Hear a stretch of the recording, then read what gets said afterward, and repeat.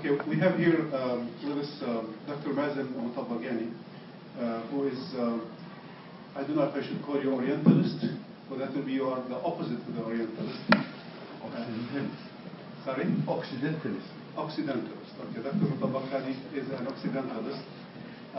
He made a career in his life to research what mostly Western Orientalists write about Islam and the Arab lands, and then in answering them. When I contacted him, when I contacted Dr. Mutabaghani, I asked him first for his biography. He sent me one in Arabic. And then I called back and I said, well, I want one in English because the lectures will be in English. So he sent me one in English. But unfortunately, like all bios written by the guy who will talk, he's very modest. So he graduated, for example, from with a PhD degree in Islamic studies from Imam Muhammad bin Saud Islamic University in Medina.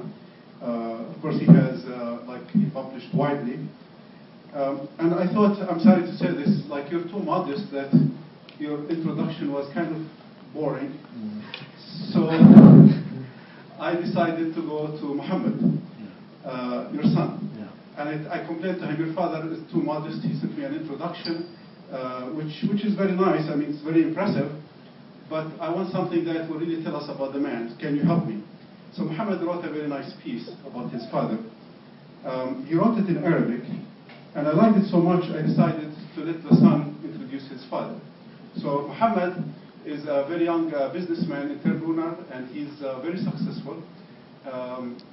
He actually, you have met him before through his work. If you remember the convocation, these large banners, it was Muhammad who produced them for us.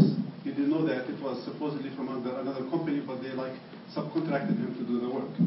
He has a successful company, and actually I knew about Dr. Mazen from Muhammad because Muhammad came to visit me through his very vibrant personality. He wants to design the pendulum for us, and he's now working with his staff to produce the pendulum.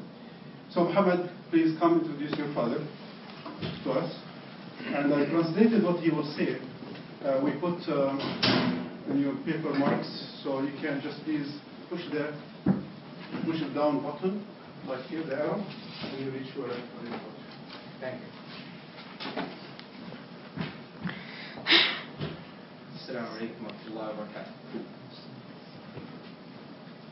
آمن بهدف سام فعمل من أجله، وثق في قدراته فأنجز أكثر، ارتفع بعلمه فزاد تواضعه.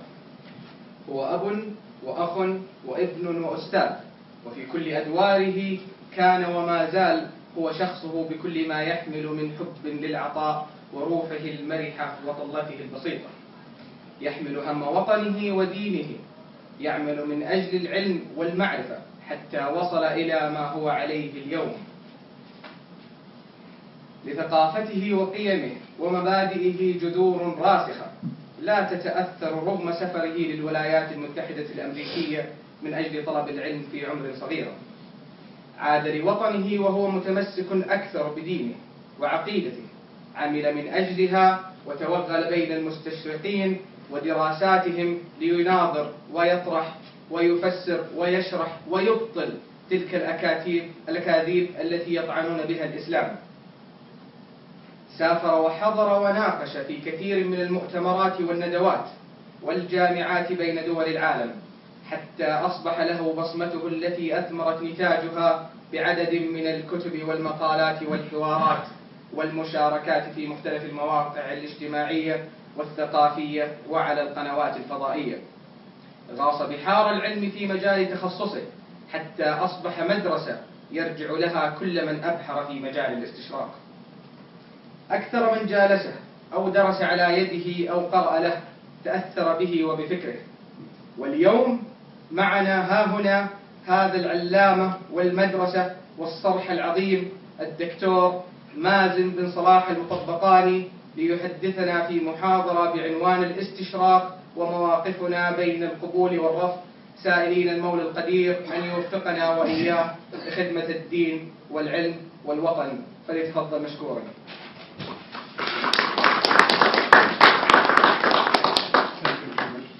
I think I should put the other mic on you so that it will be better than this one. Thank you.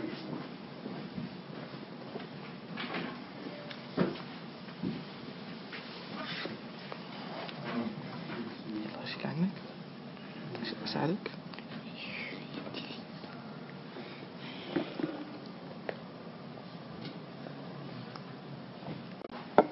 Assalamu alaikum wa rahmatullahi wa barakatuh. This is very unconventional way to be introduced by your son, and I'm amazed about his ability to write beautiful Arabic. I thought he was in high school in sciences, and I never discovered his literary abilities. Though I have many other sons, and some of them are gifted in different fields, but this is the first time, and you don't believe everything he said, because it's the son, after all, talking about his father. So thanks to Dr. Hisham and to Muhammad for arranging my coming to Al Faisal University to talk on Orientalism. And I thought, how would I be talking about Orientalism to people who should know more about such a field than myself, who is coming from the outside. But I made it a career, and it seems sometimes one creates a job, creates a profession, and immerse in that profession until he knows nothing but that profession. Why I came to Orientalism, or to the study of Western scholarship of Islam, in 1968 I went to Portland State University, which turned into from a college to university in 1968, to take a course in English. And I went into the library, and I found that they have a huge library on Arabic and Islamic studies. They even acquired magazines and newspapers, that some of which were not allowed in Saudi Arabia. And I remember of these magazines, Al-Maw'id, Al-Shabaka, Lebanese magazine. And it stayed in my mind why these people are so interested in us. I completed 5 years in the United States, making nothing in terms of a degree and a paper or a license. Or I was in the late 60s when the students' rebellion and revolution was on in the United States. I even visited San Francisco in 1969, December.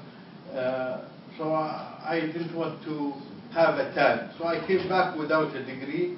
I started all over again, studying history at King Abdulaziz University for BA and MA also at King Abdulaziz University. Then I found out that there's a department called Orientalism at Muhammad bin Saud Islamic University at Medina. And it was the only, and still the only department in the whole Muslim world interested in studying the works of Western scholars. Of course, they did not go about this field the right way by insisting on high caliber students, people who want to meet challenges, people with linguistic abilities. So the department never came out to the surface. Nobody knows about that department. From 1983 until now, you cannot find many books published by people who studied at that department. So I studied Orientalism, and it's always the question between Orientalism, between acceptance and rejection. And I wanted to start that Orientalism, the term, was dumped, was thrown, was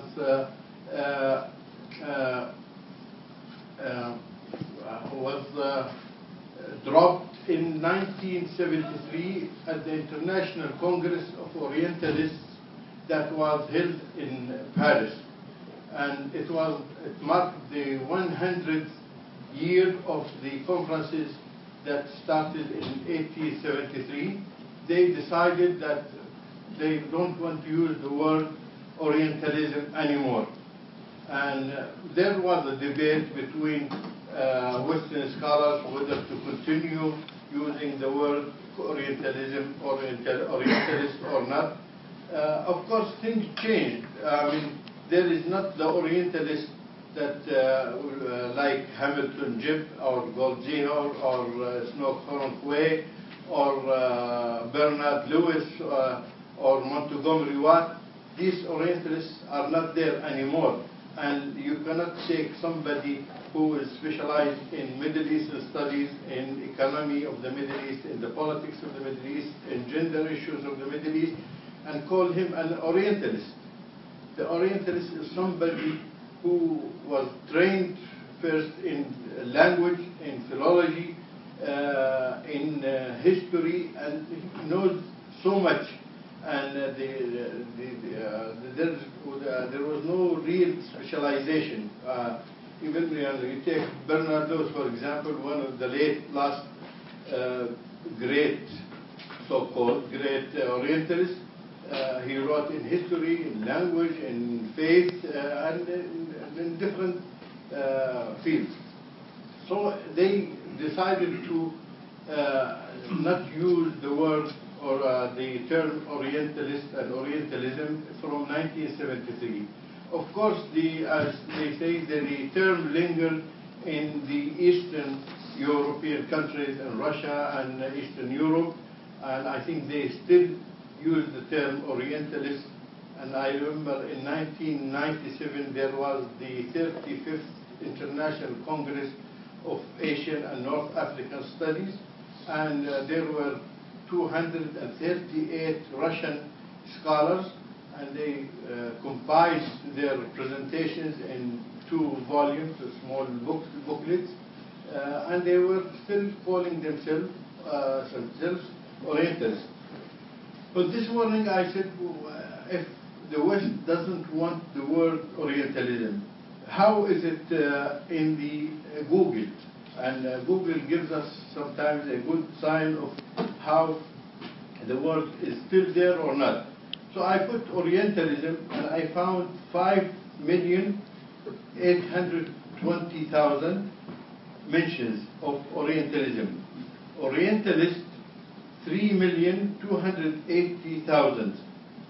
I put Edward Said and I found that there is 110 million mentions of Edward Said. And if you add Edward Said and reader Edward Said and the Orientalist and Orientalism, Edward Said imperialism, Edward Said Palestine, and you will find much more mentions of Edward Said. Middle Eastern studies or Middle East studies, I found 83,500,000. Middle East studies centers, 51 million.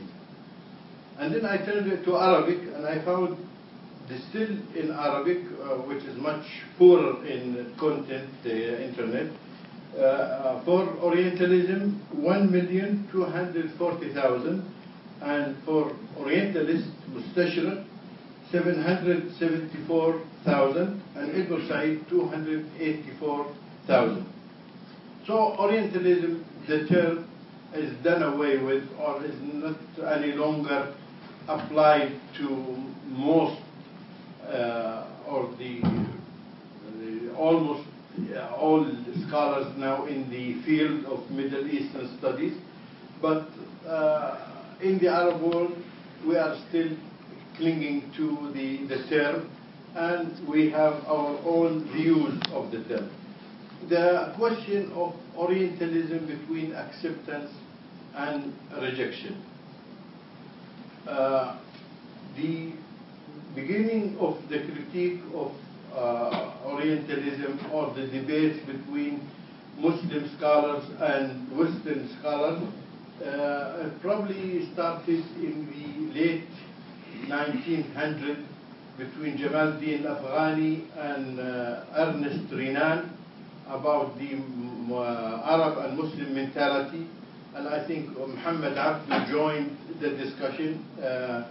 And then later on, the debate started in different parts of the Muslim world, and I would say in India it started much earlier than that, since India was occupied or annexed to the British Empire from 1517, I think, and the British established schools for training Orientalists in Calicut and Madras and other places, and I think the first Society for Asian Studies was established in India, and the British Society for Asian Studies established in England much later than the one that was established in Bengal and Asia.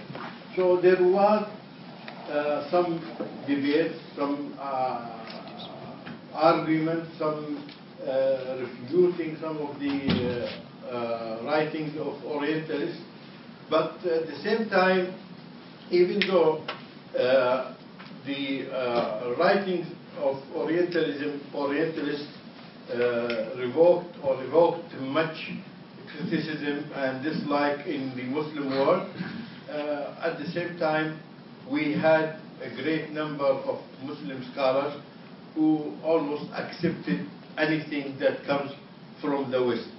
And this is done in a very subtle way. When you think of the European schools that were established in the Muslim world, from the American College in Beirut and the American College before that in Izmir in Turkey, and the Jesuit schools and the different schools, even Edward Said talks about Victoria College in Alexandria, where he studied high school, and the way that he was forced to be separated from his own culture and heritage and language, and forced to speak only English and only know about British and European history. This long process of taking some Muslim scholars to study at Western institutions produced a number of Muslim scholars who turned to be accepting of Orientalism. The acceptance of Orientalism also can be seen in Al-Aqiqi, who is one of the famous biographers, who wrote a very brief volume about the biography of Orientalism, and he even counted himself as an Orientalist. He's Nadim Aqiqi al-Lebanese. I'm not sure if he's a Maronite or not, but he's a Lebanese Christian. He wrote this great brief volume, even though there are many, and before synthesizing, it's an individual work, and this is where our shortcomings in the Arab world, that we don't have collective group work. This was published in 1964 in Darul Ma'arif, and the famous written or never history or never history or never published by that by publishing house in the and many other lists, and it was shown to be westernized or accepting Western thinking, Western way,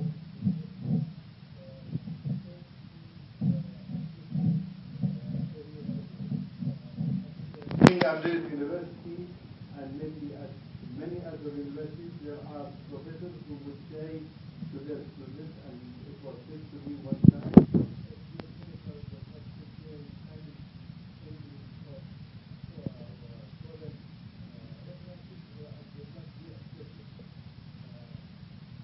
So the person is usually right, especially when you talk about history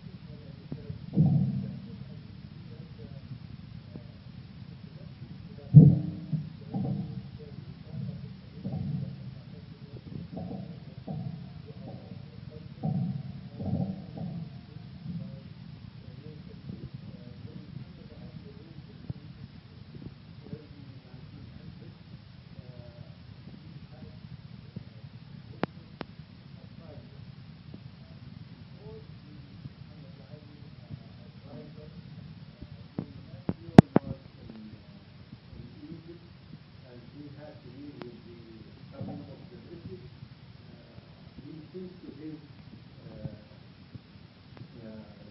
successor, send me or make sure or work hard to send me 500 noblemen, people of high standing in the society to come to France and live there for 6 months or 1 year. So when they live in France, they become saturated, they become in love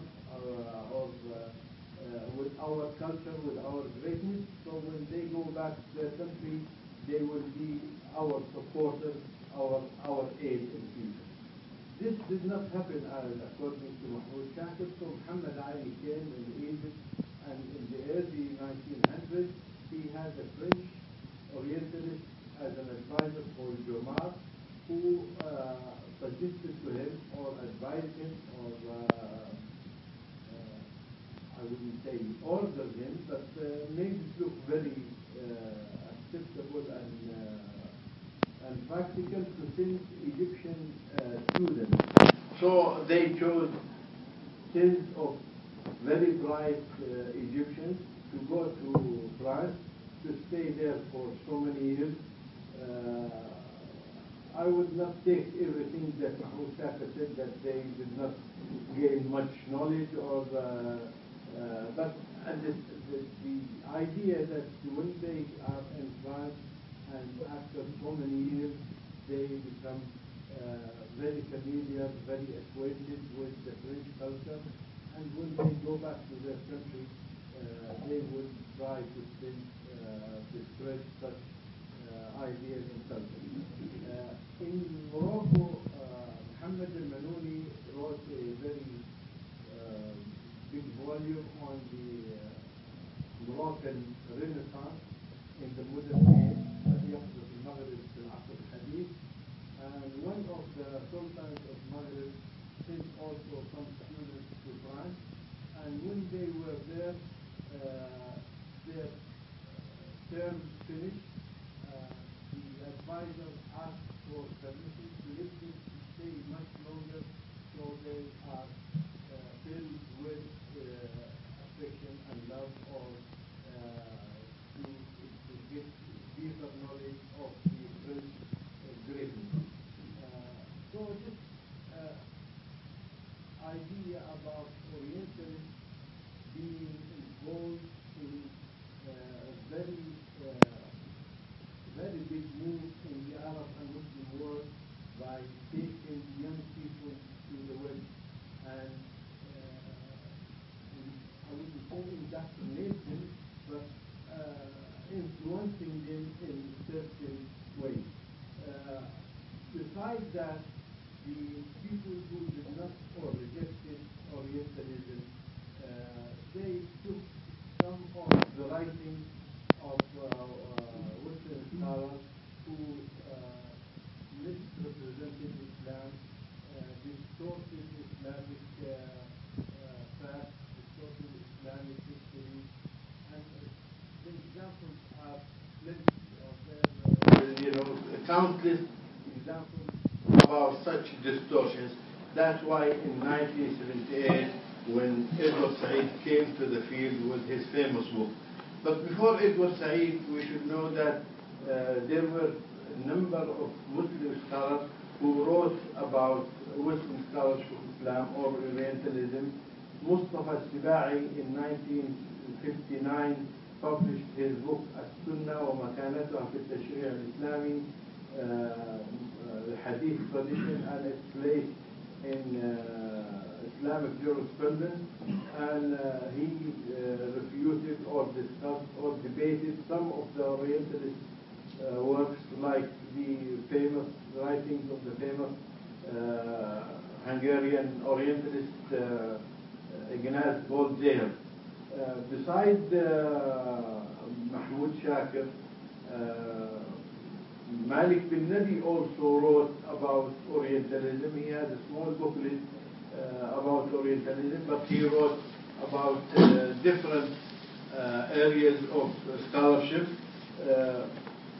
Besides Mahmoud Shakir, Al-Mustafa Sibai We had a famous Muhammad Hussein and his book Islam and Western Civilization. Our towers are threatened from inside, and he wrote about Orientalism and tried to present why he rejects this institution and this field.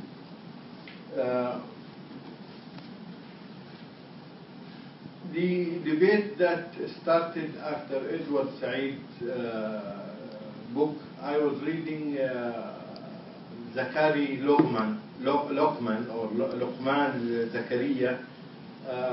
He's an American scholar, Zachary Lockman. And it said in Arabic Luqman, Zakaria Luqman. He's a famous historian. I think he was at New York University, and he has a very big volume on Orientalism and discussed the work of Edward Said and the people who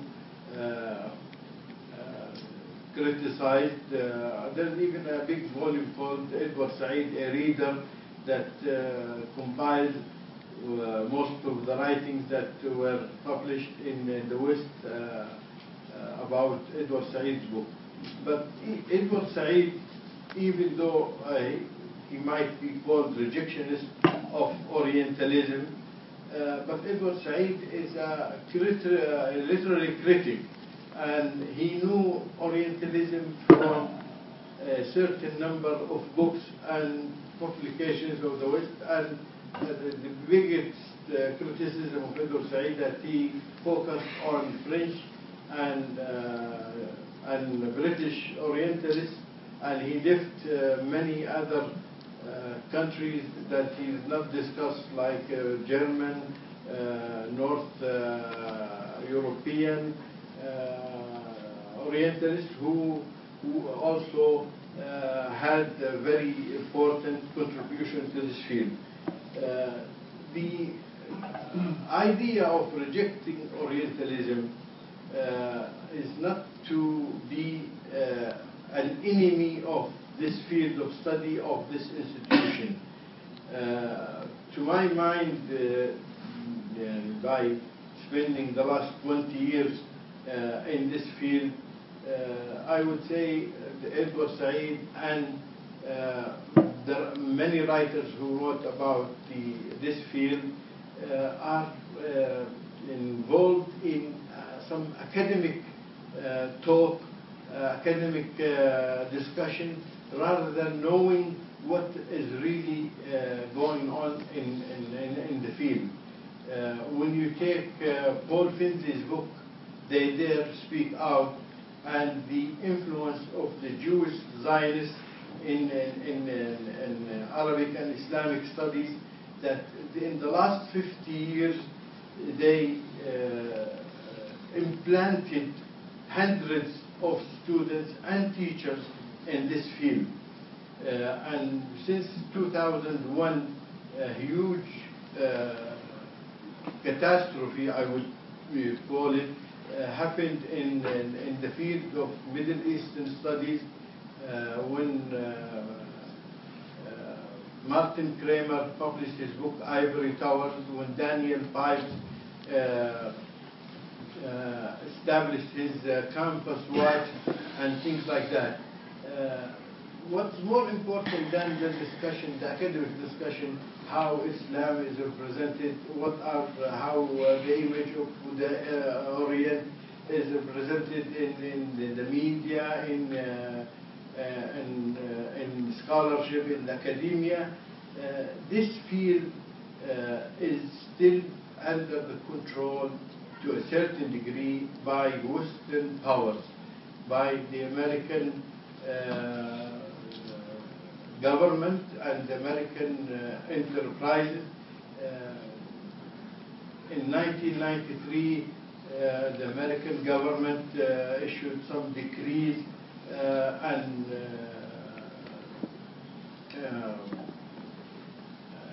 promised to finance many projects studying the Middle East. much before than that, 94, I think, I forgot the date, but Nadav Safaran, who is a Jewish scholar, born in Egypt and spoke Arabic, he was at Harvard.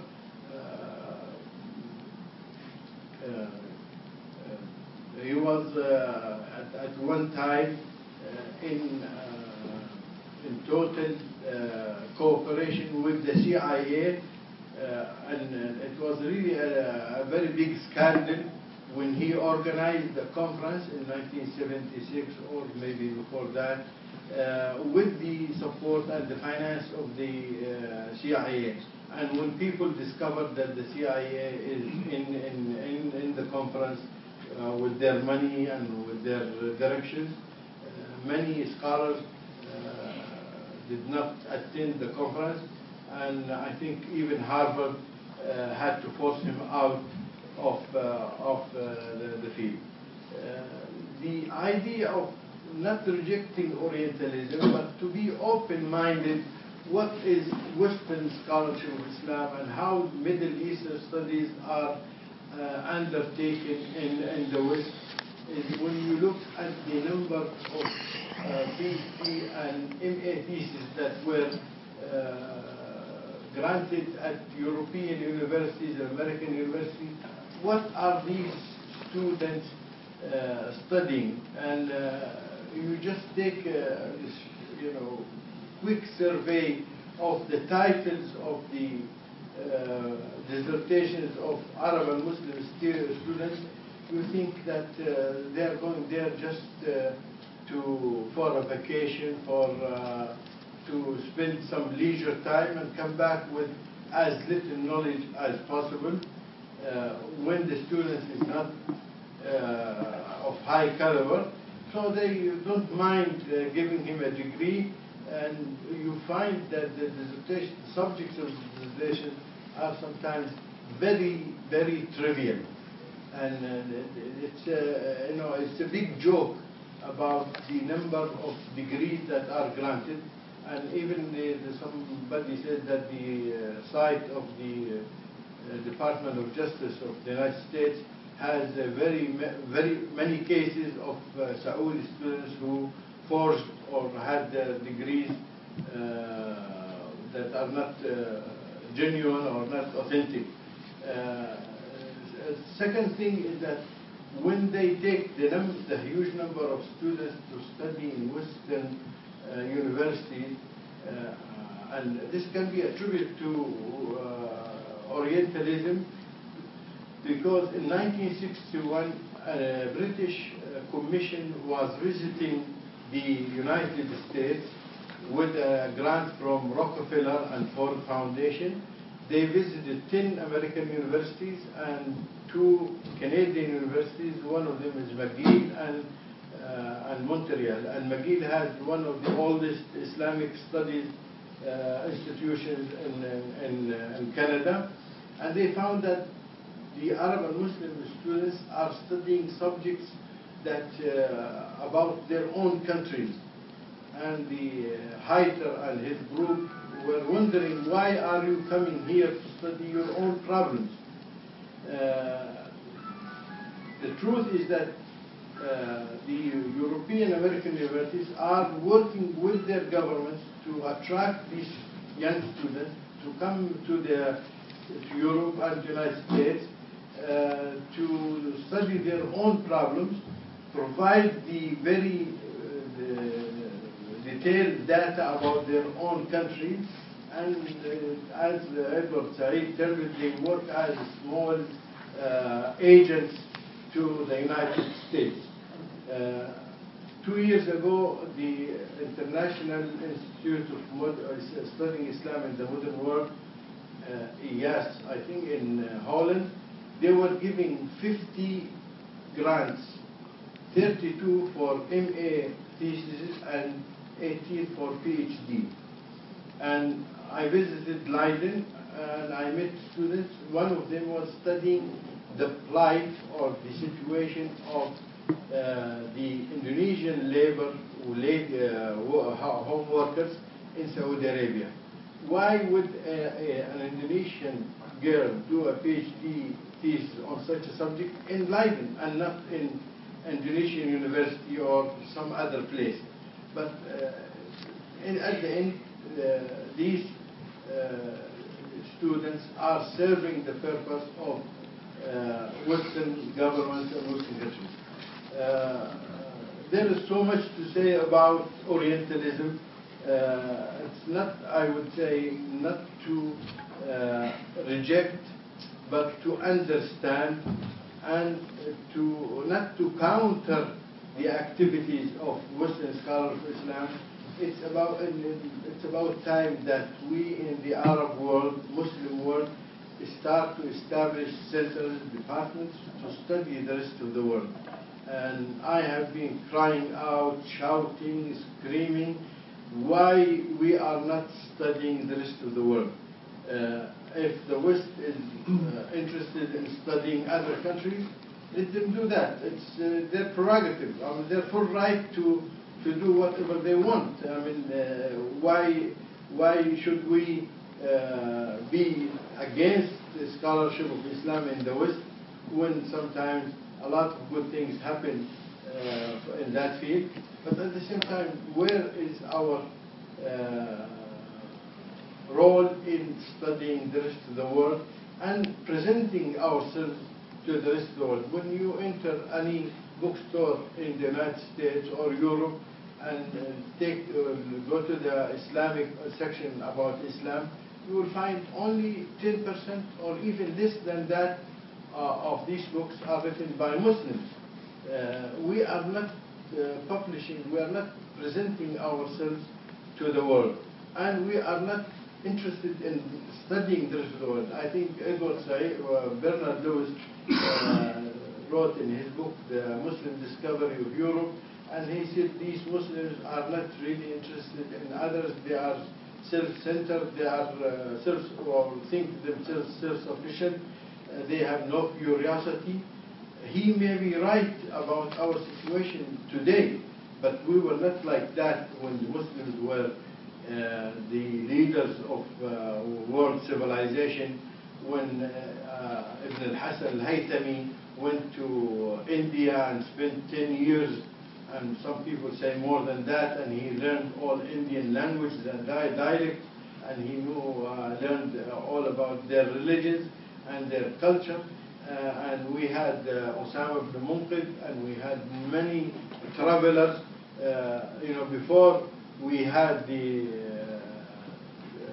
Richard Burton travels and other travels from the West.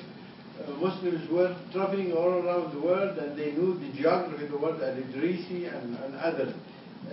Why are we in a very poor, negative situation toward the world? And I would, even though I know much of the negative and bad points of the Western scholarship of Islam, but at the same time, I would always blame myself and blame ourselves. What have we done to present ourselves, to study the others, to learn from them, to be cautious of the mistakes that they commit. Just a few months ago, I came across a website called Who Rules America? The Bohemian Grove. And it's very interesting. I think many Americans would not know about this. And this is a very excellent study by a social scientist from Santa Cruz University, who is now over 70 years old. And he studied the American elite or American ruling class and used the sociology of the groups and the psychology of the groups. And now what is happening in Occupy Wall Street tells you that what was really happening between the two factions of the society, the wealthy, the corporates, and the rulers. People are beginning to be awake, and I think how many studies are done on American government system or American educational system, almost nil. So I think, beside the point of contemplating on rejecting or accepting Orientalism or Western scholarship of Islam, how can we be more active in this field, attending their conferences, presenting our point of view. And I have attended a conference in Japan on it was the International Association of the History of Religions. Only one person from Saudi Arabia. A conference in Leiden in 1996 in June. It was the first World Conference on Islam in the 21st century. Only one person from Saudi Arabia. We are not present. We are not doing our part. So we are leaving the field for others to write and publish. And we should only blame ourselves. I think this should be good enough. I'm waiting for your